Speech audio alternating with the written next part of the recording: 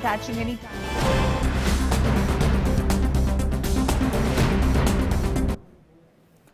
Hello, good afternoon and welcome to Midday Prime. I'm Gautam Roy. Over the next 1 hour, we'll bring you up to speed with all the updates that are coming in from the country and the world. We'll let you know about the latest figures from the world and the country related to the COVID-19 pandemic as well, where India has had a third successive day of fresh new cases below 1 lakh. But first, as always, our big news of the hour.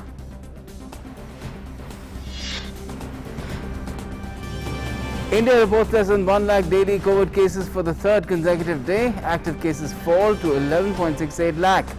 Recovery rate climbs to 94.77%. Number of vaccine doses administered crossed the 24 crore mark.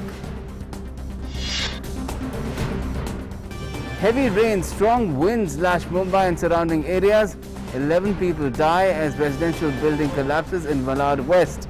President, Prime Minister and other leaders express condolences over the loss of lives.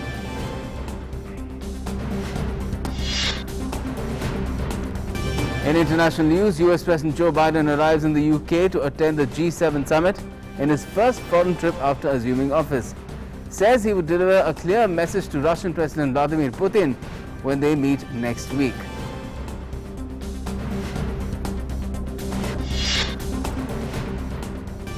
In sports, Asian Games gold medal winner boxer Dinko Singh passes away at the age of 42 due to a long battle with liver cancer. Prime Minister Narendra Modi, President Ramnath Kovind and Sports Minister Kiran Rijiju expressed grief over the death of the legendary boxer. And Rafael Nadal defeats Argentine Diego Schwartzman to reach the semi-finals of the French Open men's singles. Women's singles semi-finals today, men's semi-final matches tomorrow.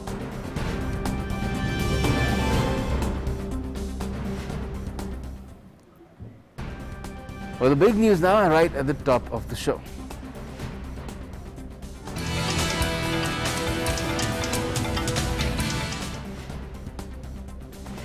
India continues to see decline in new daily COVID-19 cases. According to the Union Health Ministry, 94,052 new COVID cases were reported yesterday. The country has registered less than 1 lakh cases for the third successive day. Active case load has further declined to 11,67,952. Active cases have decreased by 63,463 in the last 24 hours. The country's present active case load consists of 4% of the total positive cases. Daily recoveries continue to outnumber the daily new cases for the 28th consecutive day.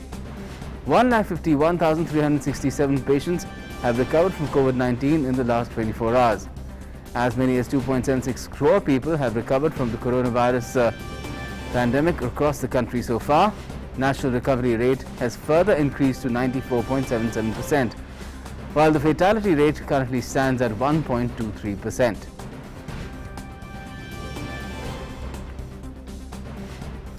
And India also continues to cross milestones as far as the vaccination drive is concerned. 24.27 crore vaccine doses have been administered so far under the nationwide vaccination drive. Out of these, more than 33.79 lakh people were vaccinated in the last 24 hours. Now, registration for the second round of clinical trials on children's vaccines began at AIIMS in Patna starting today. In this round, children between 6 to 12 years of age are being tested. In the first round, clinical trials were conducted on children aged between 12 to 18 years. Chief Medical Superintendent of AIIMS Patna, CM Singh, said that a mobile number 9471408832 has been issued for parents who wish to participate in this round of clinical trial. The registration process can be completed by contacting this number. The data received from the clinical trial is being studied by the Data Safety Monitoring Board constituted by the Government of India.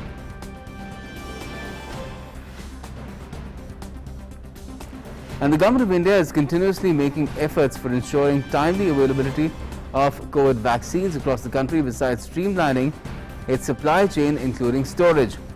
Now, in this regard, the Union Health Ministry has prohibited states and union territories from sharing COVID-19 vaccine stock-related information with any other agency or organization. In a letter, the Health Ministry added that this is sensitive information and is to be only used for program improvement. It also said that sharing of sensitive e-wind data on stocks in storage temperature requires the Health Ministry's prior consent solely to prevent any misuse of this data by various agencies for commercial purposes. The Health Ministry is using the e-wind electronic platform for all vaccines used under Universal Immunization Program for more than 6 years now. It highlighted that the data on COVID-19 vaccine stocks, consumption and balance as reflected on CoWIN platform is being regularly shared in a transparent manner with the media and public through weekly press conferences and daily press releases.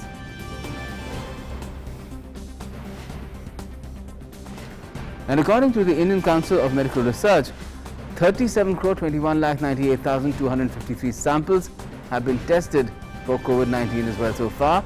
Out of these, 20 lakh 4,690 samples were tested yesterday.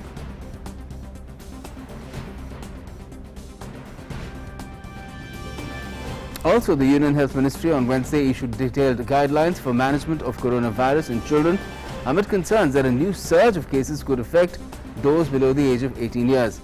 According to the guidelines issued by the Director General of Health Services, the new guidelines do not recommend the use of antiviral drug remdesivir. For the use of remdesivir injection, the DGHS has clearly stated that there is not enough data available for its use in the age group of 3 to 18 years. Therefore, remdesivir must not be used among children. Along with this, CT scan must be used rationally to check for chest infections in children. While advising the rational use of CT scan, DGHS has said that chest scan is of little help in the treatment of children. In such a situation, doctors should decide on conducting HRCT in COVID-19 patients only for critical cases. The guidelines also state that use of steroids in symptomatic and mild cases of infection is harmful. The DGHS has also suggested the use of steroid drugs under strict surveillance only for patients with severe to extremely severe cases. The DGHS has also issued guidelines on mucormycosis or black fungus as it's now called among children. It said that the mode of infection is usually through inhalation of fungal spores present in dust or air, followed by symptoms including facial pain, pain over sinuses, periorbital swelling and other symptoms. The DGHS has advised citizens not to wait for culture results to initiate therapy. It added that the treatment must be continued until resolution of clinical signs and symptoms as well as radiological signs of active disease. Now, 6-minute walk is what is advised, the test to assess the physical ability of children, and that's what's recommended. In this case, children are asked to walk continuously for 6 minutes by placing a pulse oximeter on their finger. If during this time the oxygen saturation comes less than 94, then they might experience difficulty in breathing. Based on this test, a decision can be taken on whether to hospitalize them or not. The DGHS also clarified that this test is not recommended for children who have asthma. It was also mentioned in the guidelines that if a patient shows severe COVID symptoms, then oxygen therapy must begin without delay.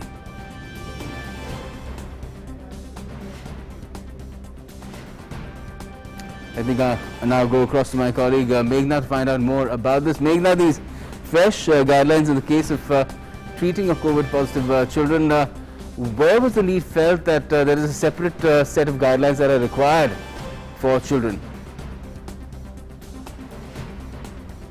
Definitely, because Gautam, as we know that there have been predictions, and there have been the government has told these are baseless predictions, especially when it has been said that the next wave or the upcoming surge which might come, that would affect the children more. But obviously the government and AIIMS Director Randeep Guleria had recently said that the children who had been admitted to hospital, 60 to 70% of them had comorbidities or low immunity, and he had also said that most most of the children had recovered at home itself, and the seroprevalence basically is as similar in children as it is in adults. So there is nothing like that it is going to affect the children more.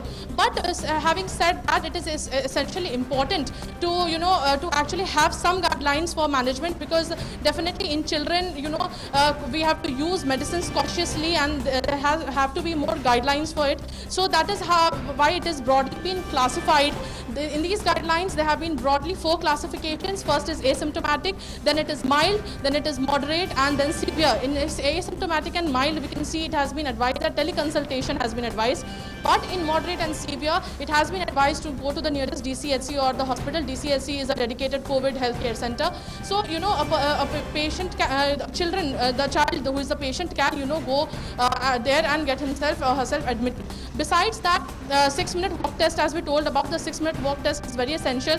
One has to one can roam around in his room for 6 minutes and having the oximeter attached to a finger, and if the saturation falls below 94%, then the test comes positive, and then it is an indicator of hypoxia. Besides that, obviously the steroids have to be used very judiciously on children. Remdesivir has not been advised because it has proved to show no such effect on children. So remdesivir has not been advised. Besides that, CT scan has also been asked to keep it rational. So very many precautions have to be taken when things are being advised on children. Besides that, when we talk about the ARDS, which is the distress syndrome, acute respiratory distress syndrome, when we talk about that also, non-invasive ventilation can be given. Besides that, when it is a severe case, there has to be a lung protective ventilation, that mechanical ventilation that can be given, ventilator.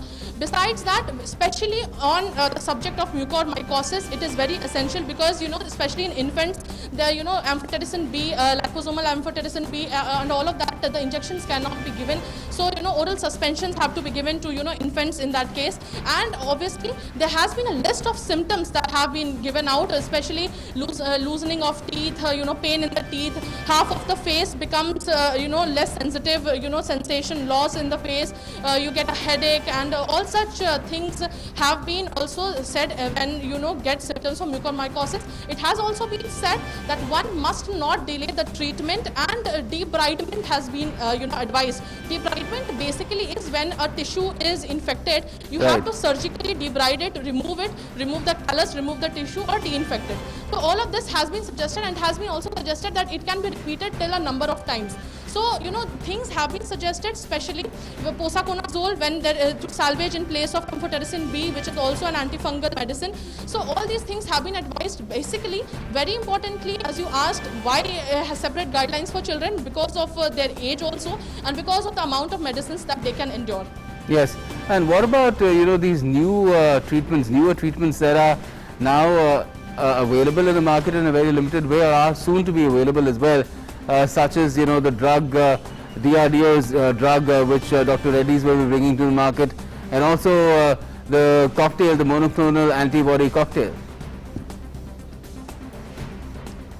Yes, absolutely. When these drugs basically have also been advised that these drugs have to be taken under hospital conditions, under doctor supervision, and especially when I tell you about the 2-DG drug, it is basically an analog of glucose. So it's just a sachet over some 2 grams. It is just a sachet which can be dissolved in water and can be consumed. So it is the administration is very, very easy in that manner. Yes. And especially it can definitely be a very good option for children, because when you dissolve something just like glucose, you can dissolve it and have it. So administration in children becomes very easy. But we'll have to find out how much of an administration has been advised for children in that matter. And when we talk about the 2-DG drug, it can be produced in large quantities because it is an analog of glucose. So basically it attacks the virus and succumbs its energy, so that it cannot the viral synthesis gets succumbed and the energy of the virus becomes low. So it helps to combat the dependence on supplemental oxygen. So that is what this drug does, and definitely we will as soon as this progress progresses, and we have also seen that the clinical trials for vaccines have also started on children. So we will definitely see, vaccines coming out for children also below 18 years of age, and then we can also see the drugs which can be prescribed to children for easy administration and more efficacy in that matter. Yes, let's hope that these guidelines are followed scrupulously by various hospitals, and children, they are most precious. They get the best treatment possible if they happen to get infected by COVID-19. Thanks a lot for joining us for the moment, Meghna Dev. Now, Union Health Minister Dr. Harsh Vardhan has stressed on India's unique position to pioneer a new model of economic development of low carbon emission and inclusive development. He said this while addressing the WHO high-level coalition on health and energy platform of action. He also said that India's human-centric approach could be a force multiplier for global good. We believe that it is the need of the hour to exhibit firm political and financial commitment to mobilize resources for strengthening the capacity of the health and energy sectors. As nations prepare for COVID-19 aftermath, there is a tremendous opportunity for a global reset. Ambitious green stimulus plans will help countries restore their economies while deepening their energy transition. I am confident that the collaboration and collective action of this coalition group will help to achieve a greener and healthier planet. Assam Chief Minister Biswa Sarma inaugurated a 300-bedded COVID care hospital in Guwahati today. Constructed in 20 days at a cost of 21.46 crore rupees, the hospital was built with the help from DRDO and handed over to the state government, and it will act as an annex to the Guwahati Medical College and Hospital. Set up in an area of 3,200 square meters, the hospital has 200 beds in general ward with oxygen facility and 100 ICU beds. It also has an X-ray room, pharmacy, ultrasound and ECG room as well as laboratory. Speaking to the media after inaugurating the COVID hospital, Assam Chief Minister Biswa Sarma said that the opening of the hospital will ease the burden on other hospitals and healthcare facilities in the state. We have constructed this 300-bedded hospital where we will get 100 ICU bed and 200 oxygen bed. This hospital will be taken over by Guwahati Medical College, and it will be run as an annex hospital of Guwahati Medical College. This is a very decisive and strategic gain for us. From today, with addition of 300 beds in this DRDO hospital, or in short annex hospital of Guwahati Medical College, we will be able to expand COVID treatment to a large extent. Now, a two-day mega vaccination camp against COVID-19 has been organized for sports persons of Karnataka at Sri Kanti Rava Stadium starting today. The systematic vaccination drive will benefit over 10,000 sports persons. Steps have been taken to provide doses of sport to sports persons representing national and international events in districts as well. Karnataka Olympics Association President Govind Raju said this drive is an attempt to ensure safety of all athletes. Around 10 to 11,000 sports persons along with staff are going to be vaccinated, and already in rural districts, taluka level and district level, already vaccinating is going on. In Bangalore city, Kantirava Stadium, nearly 3,000 people will be vaccinated here. Those who are residing in taluka levels, those in the villages, they will come to taluka level, and from district level, district hospitals, they are vaccinating. We have sent all the names, phone numbers. With the Aadhaar card, they can go and take the vaccination. That is happening now. And speaking with DD India, badminton player Arjuna Avori and an Olympian said this camp boosts the confidence of all sports persons. Shooter Prakash Nanjappa said the pandemic cannot beat the spirit of an athlete. I'm extremely grateful to KOA and the state government for arranging this vaccination drive. I think only vaccines will be the eventual cure for COVID, and with more such drives, I think sports can get back on track in our state. Sports department taking this great initiative. I don't think any other state has taken so much concern about the athletes. Right. So this is very important that we athletes have been recognized in this state. And this is a great gesture and a great confidence for us as an athlete. Now, following the drive in southern part of India, and so far 1,60 lakh people have been vaccinated. That means about 20% population is already vaccinated in the state. Now this is a unique drive here at Kantirva Stadium in Bangalore, wherein the Karnataka state government has organized a camp for the athletes, for the sports persons who are here in large numbers to get themselves vaccinated. With cameraman Vasuki, Asha Khanam, DD India, Bangalore. Now, following the 5-level COVID-19 unlocking plan in Maharashtra, shops have reopened in Pune starting today. Vehicles have started plying normally on roads as well. Under the unlocking plan, all types of shops in Pune will be open from 7 in the morning till 4 p.m. Meanwhile, shops other than essential services will remain closed on Saturdays and Sundays. Malls and theatres will also remain closed. Restaurants will open from 7 a.m. to 4 p.m. with 50% capacity. Public grounds, gardens, walking tracks, cycling will be allowed from 5 a.m. to 9 p.m.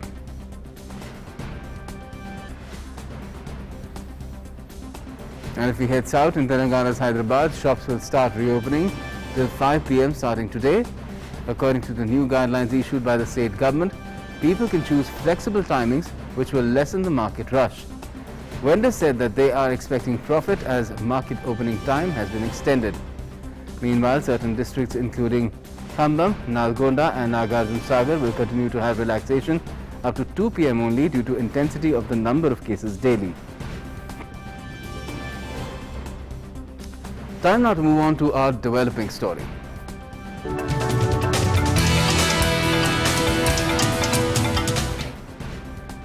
And today's developing story is from Maharashtra, where 11 people have lost their lives after a residential building collapsed at the new collector compound, Malad West in Mumbai last night. Search and rescue operations are still on, with at least 7 people reported injured who are being treated at the Ambedkar Hospital in Kandivali. A portion of the second and third floors of a 3-story building collapsed on the adjacent 1-story hut. Following this incident, residents from nearby buildings, 3 of them, were also evacuated as structures were not in good condition.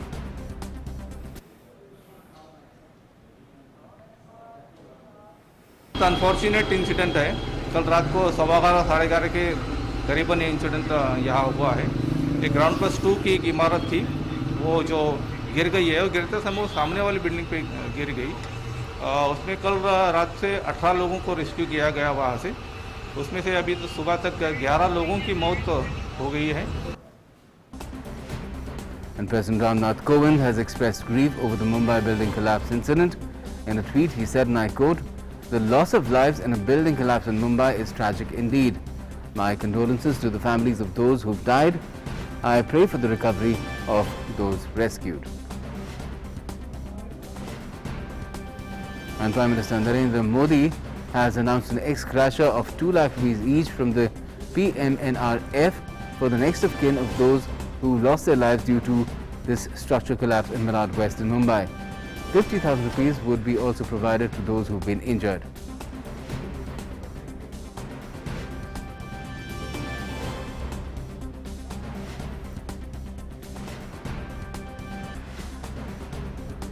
Maharashtra Chief Minister Uddhav Thackeray too has announced a help of 5 lakh rupees each to the kin of the victims and assured that the state government will also pay for the treatment of the injured.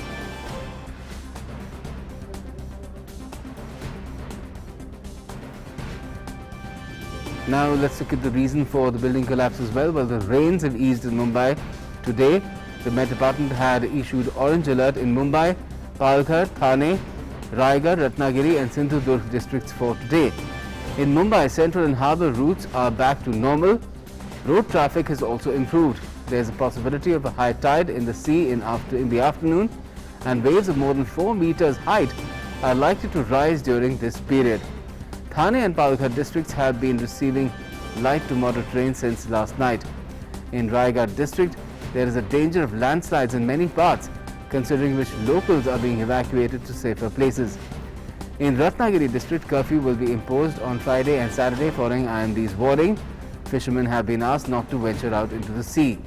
IMD has also warned of heavy rains in all the districts of Konkan, including Mumbai, till the 12th of June. Further, there is a forecast of thunder showers in Konkan, central Maharashtra, Marathwada and Vidarbha regions over the next 2 days.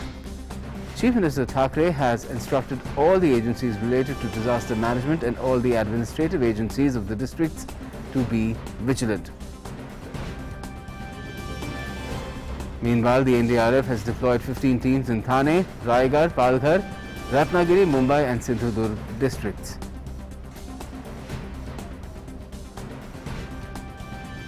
Let me now take you across to my colleague Shishir Shelar for the latest. He's joining us from Mumbai. Shishir, the rains in Mumbai have eased, but the forecast was for a longer period. So clearly there is a need to stay alert and watchful, and this goes out not only for the authorities and the residents as well. So what kind of preparations do you know about that the authorities have undertaken? Of course, there are NDRF teams that have been put on standby as well.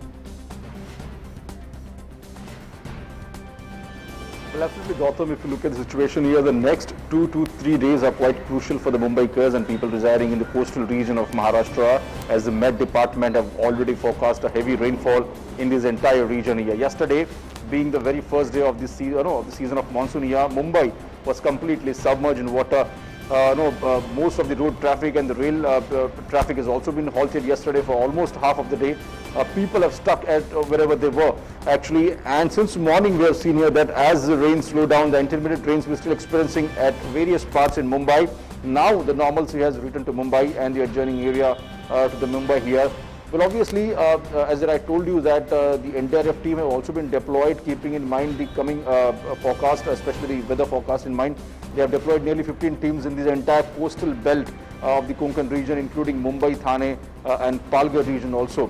At the same time, the local authority, the state disaster management team have also been to be vigilant and swung into action whenever required. As a result, we have seen here that few people have been located to the safer place here due to possibility of landslide, particularly in the Raigad region. So these kind of incidents, as the local authorities getting any alert from this, they're acting upon it. At the same time, the NDRF also been deployed here.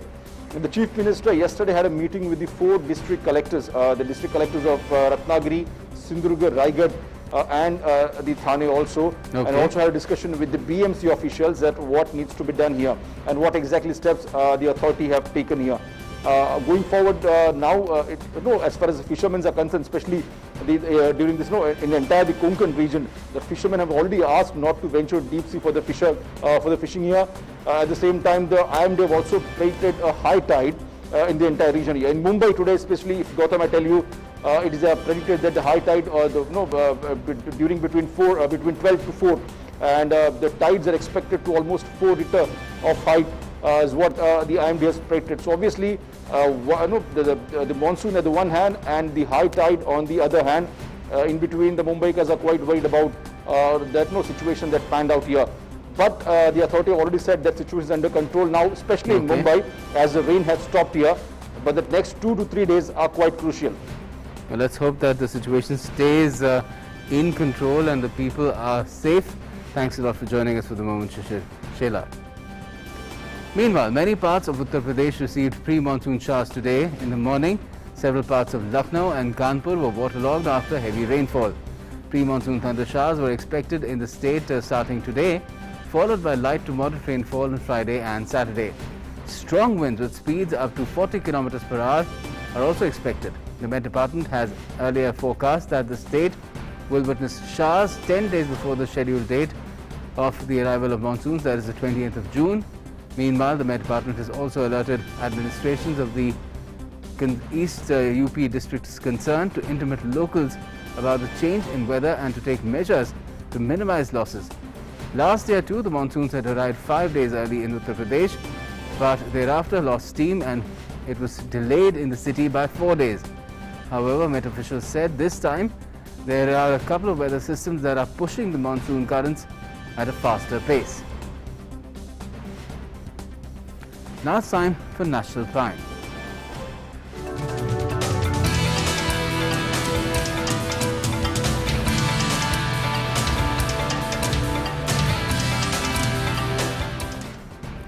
Assam's Dehing Patkai Wildlife Sanctuary and Raimona Reserve Forest have been declared as National Park. Union Environment Minister Prakash Javadekar extended wishes to Assam for becoming the state with the second highest number of national parks in the country.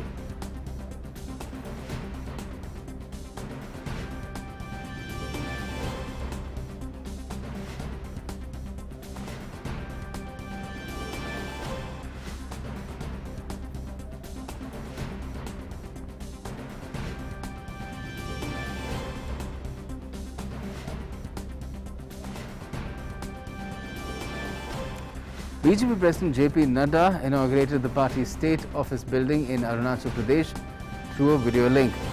The new 6-story building is built on a 472 square meters of land and has 33 rooms.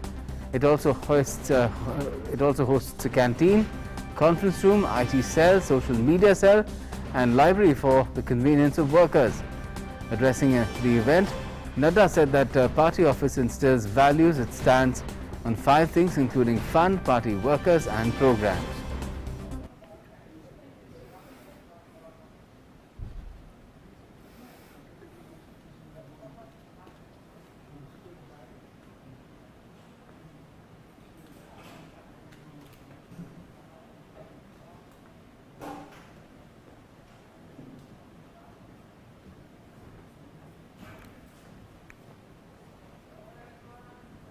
कार्यालय या केबा देरे ऐसी जगह होती है जहां हमको संस्कार मिलता है। कार्यालय 5 क से खड़ा होता है और 5 क होते हैं कार्यालय, कोष, कार्यकर्ता, कार्यकारिणी और कार्यक्रम।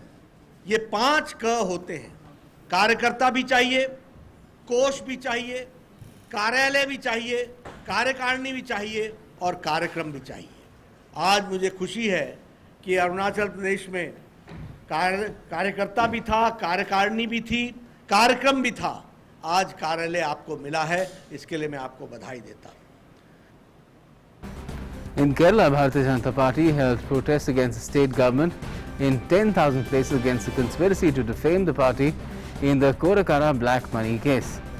At the same time, the BJP has demanded the withdrawal of the case registered against BJP State President K. Surendran. The BJP leaders have claimed that Chief Minister Pinarayi Vijayan is using the police to use the ongoing investigation in the Hawala money case of Thrissur to target BJP leaders and their families.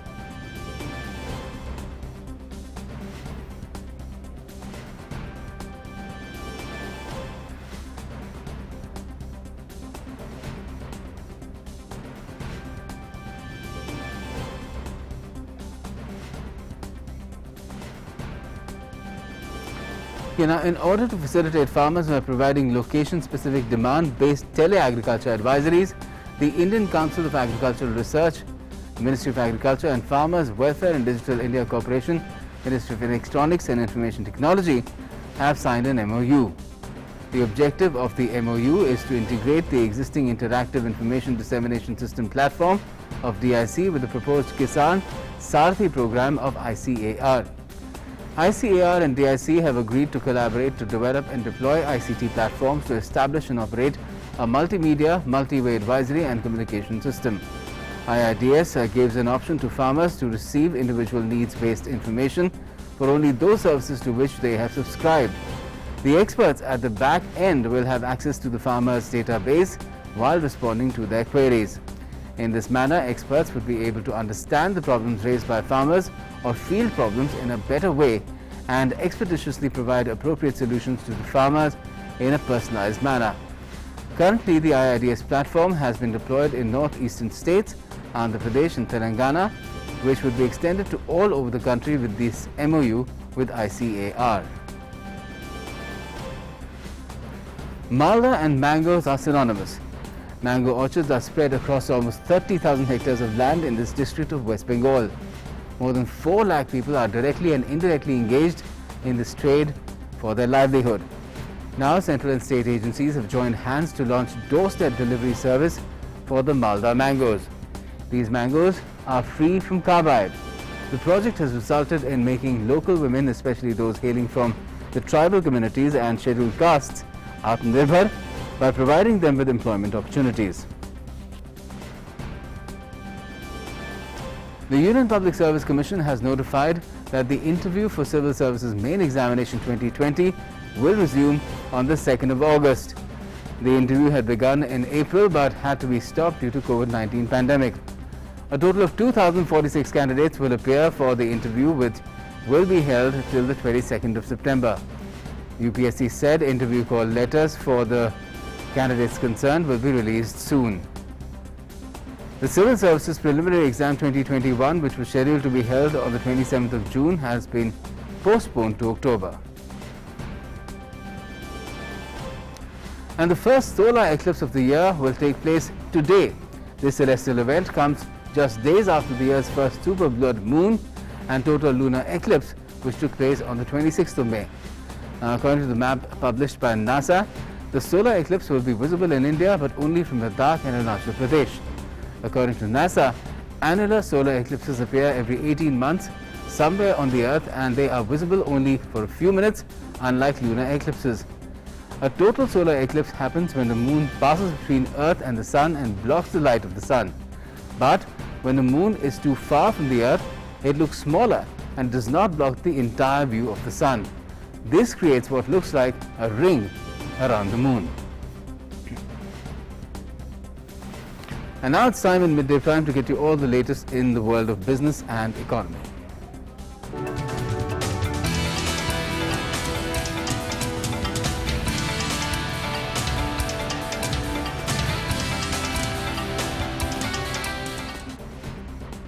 And with all the business and economy updates, we've got Tanvi with us. Thank you, Gautam. Up first in Business Prime, updates from the forthcoming G7 meeting. US President Joe Biden arrived in the United Kingdom on Wednesday for his first trip abroad since taking office. During his 8-day-long Europe visit, Biden will attend the G7 leaders' meeting. The meeting is expected to be dominated by vaccine diplomacy and an initiative for rebuilding infrastructure in the developing world. The G7 agenda also includes climate change and trade. The US President will also meet the Queen at the Windsor Castle and join his first NATO summit as President during his Europe tour. At the end of his visit, Biden is due to meet Russian President Vladimir Putin in Geneva. This is my first overseas trip as President of the United States. I'm heading to the G7, then to the NATO ministerial, and then to meet with Mr. Putin to let him know what I want him to know.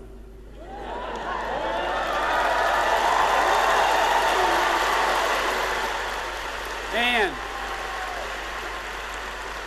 at every point along the way, we're going to make it clear that the United States is back and democracies of the world are standing together to tackle the toughest challenges and the issues that matter most to our future. That we're committed to leading with strength, defending our values, and delivering for our people. While global outlook on India's economy improves, India is set to participate in the G7 summit as a special invitee. Prime Minister Narendra Modi will participate in the summit virtually. The agenda includes crucial decisions on COVID management and vaccine strategy. Here's more.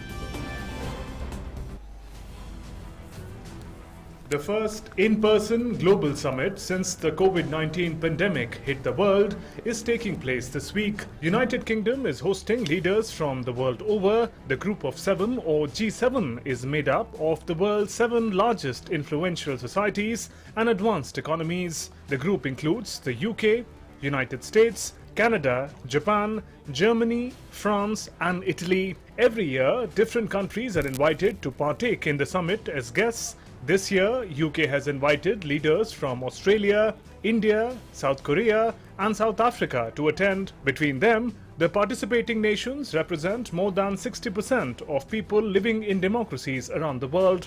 COVID-19 pandemic, particularly vaccination and global recovery, is expected to dominate the discussion. The agenda also includes climate change, global taxation and trade. Due to severe COVID-19 situation in the country, Prime Minister Narendra Modi will not travel to the UK for G7. Instead, he will attend the discussion virtually. India will seek to highlight some of its regional and global priorities in the summit. On the vaccination front, New Delhi is set to push for European Union support for a waiver for patent protections for COVID-19 vaccines. Patent waiver can enable every country the right to make its own vaccines during the pandemic.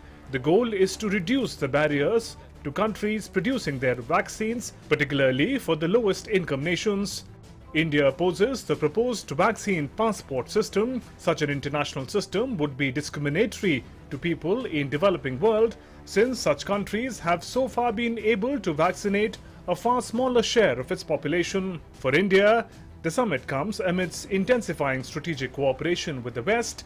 This includes strong bilateral strategic cooperation with the US, France, UK as well as the Quad, and trilateral partnerships with France and Australia as well as Japan and Australia. India has also stepped up its engagement with European Union. India's efficient trade integration with the US, UK and EU is vital. UK in the aftermath of Brexit is also looking for a reliable partner in Indo-Pacific. India has the potential to emerge as a critical node in future supply chains oriented to the democratic world, including in the area of vaccine production.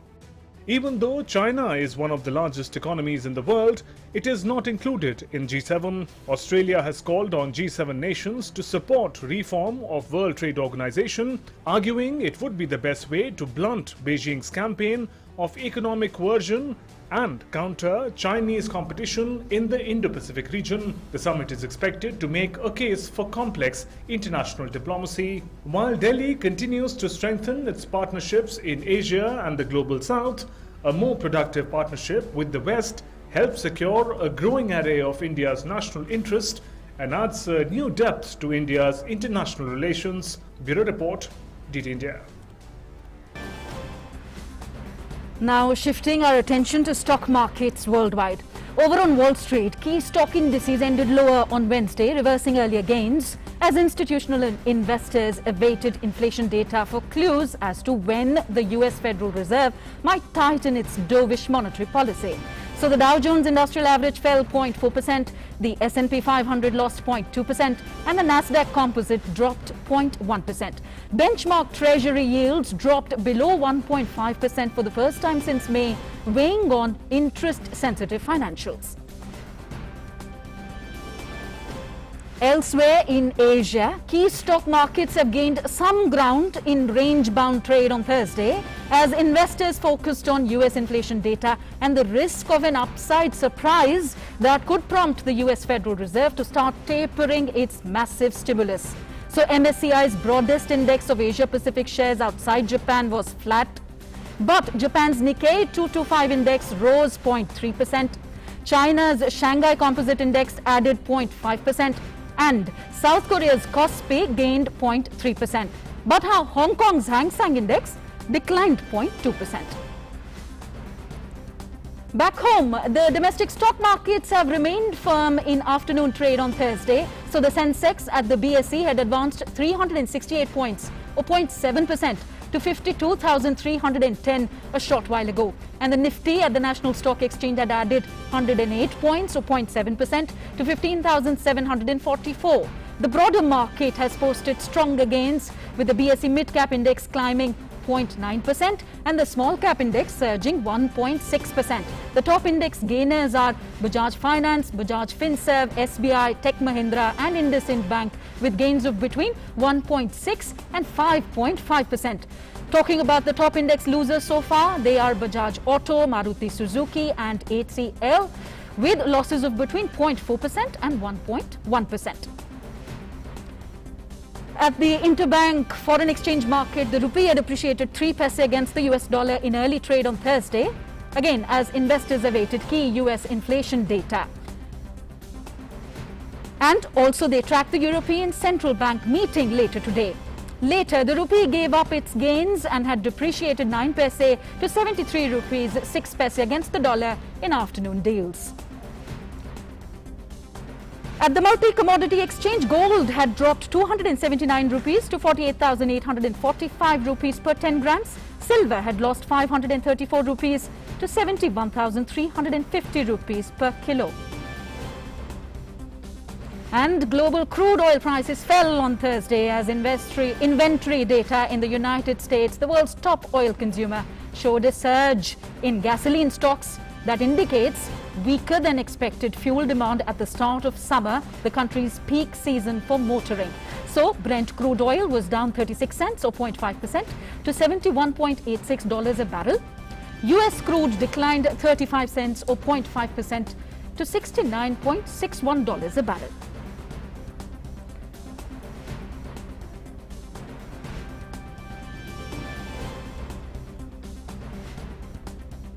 And just coming in, the GST Council is to meet on 12th of June to discuss the group of ministers' report on tax on COVID essentials. That's the latest we are going to track later in Business Prime. That's it for the moment. Back to you, Gautam. Thanks, Tanvi. And now it's time to get you all the latest that is coming in from across the globe as well.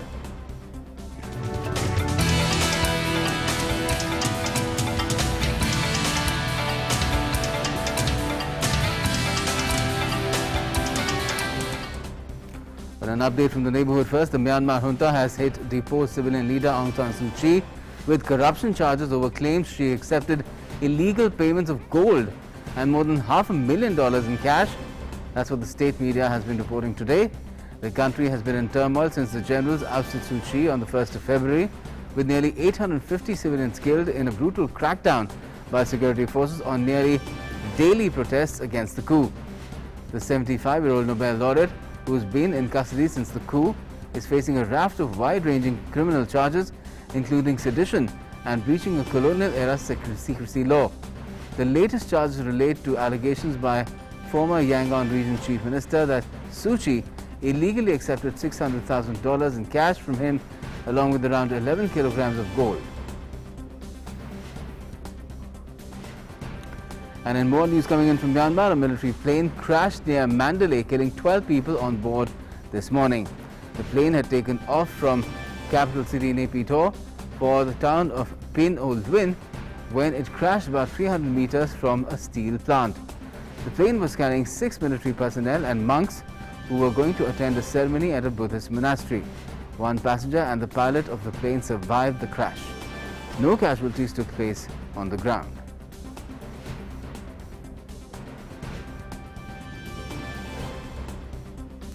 U.S. Defense Secretary Lloyd Austin on Wednesday issued a directive initiating several major Department of Defense-wide efforts to address the security challenges posed by China as the United States' #1 pacing challenge.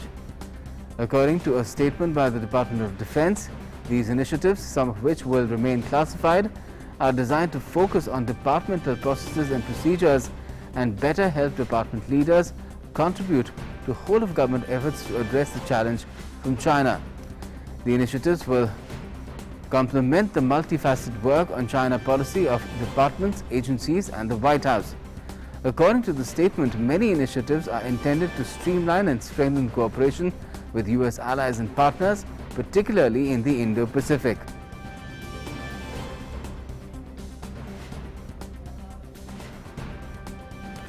And now it's time to get you all the updates from different sporting arenas.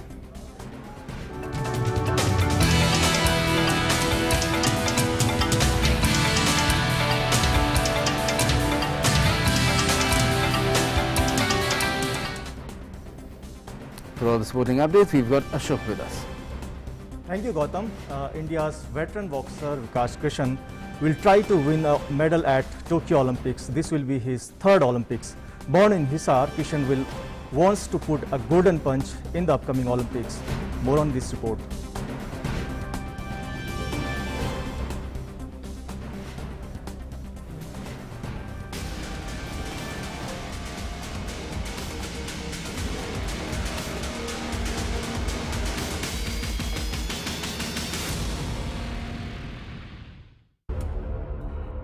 सुबह शाम मेरे दिमाग में सिर्फ एक यही line है, मुझे ओलंपिक्स जीतना है।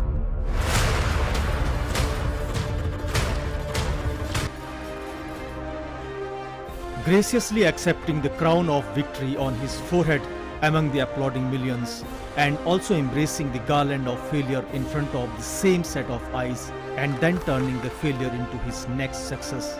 This is the identity of a real champion.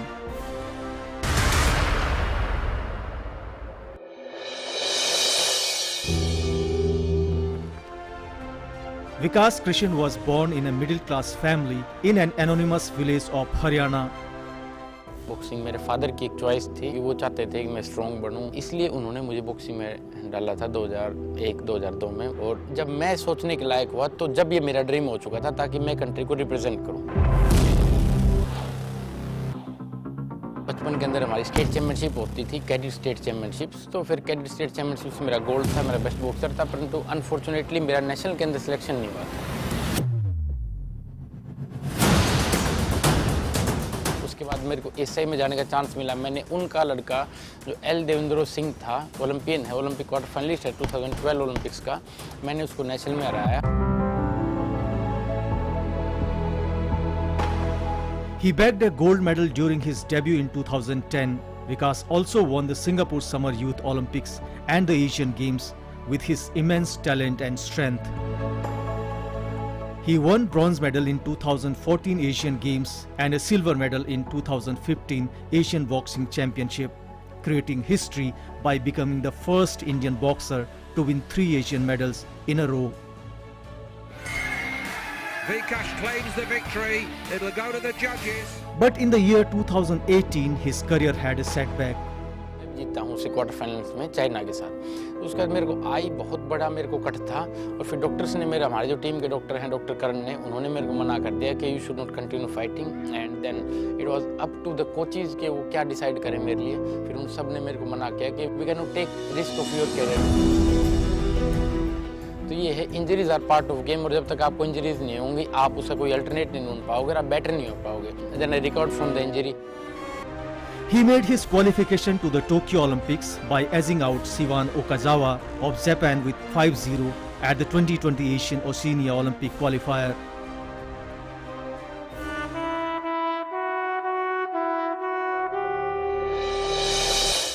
Vikas Krishan is also known as the Indian tank among his fans.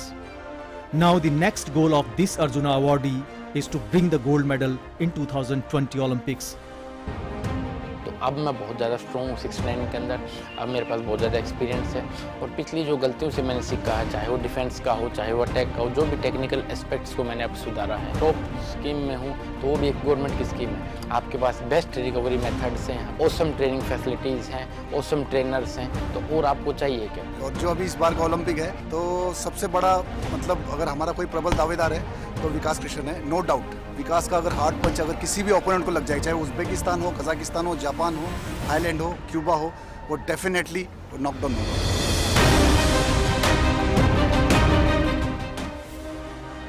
Besides the Olympic bronze medalist Vijender Singh, Vikas is the only Indian boxer to have qualified for the Olympics 3 times, which means this time the whole country would have their eyes set on Vikas Krishan as the hopes of 130 crore Indians rest on his strong shoulders. We wish him all the best.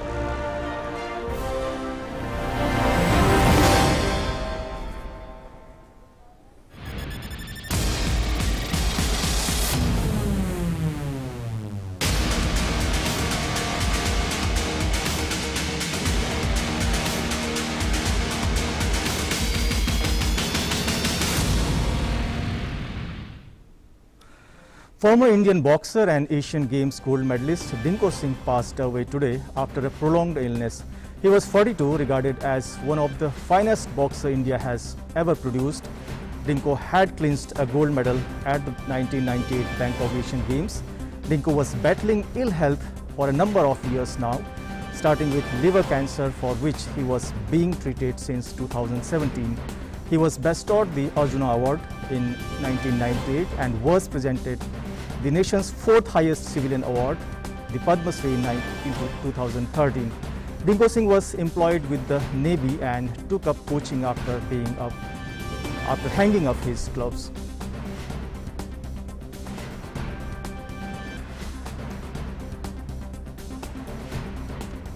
Union Sports Minister Kiren Rijiju condoled the demise of Dinko Singh and credited the boxer for sparking a craze for the sports in India.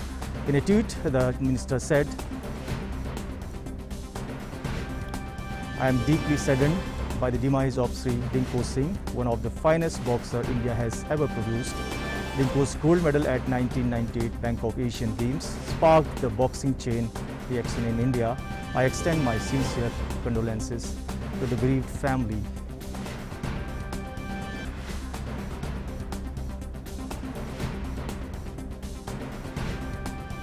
President Ramnath Kovind and Prime Minister Narendra Modi have expressed grief over passing away of Padma Shri awardee Dinko Singh. In a tweet, the President said, Dinko Singh's untimely demise has saddened me. He was a great boxer and an exceptional sportsperson.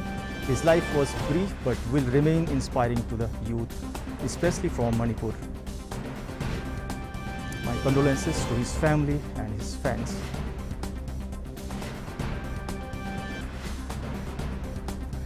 In a tweet, the Prime Minister said Sri Dinko Singh was a sporting superstar and outstanding boxer who earned several laurels and also contributed to furthering the popularity of boxing. Saddened by his passing away, condolences to his family and admirers.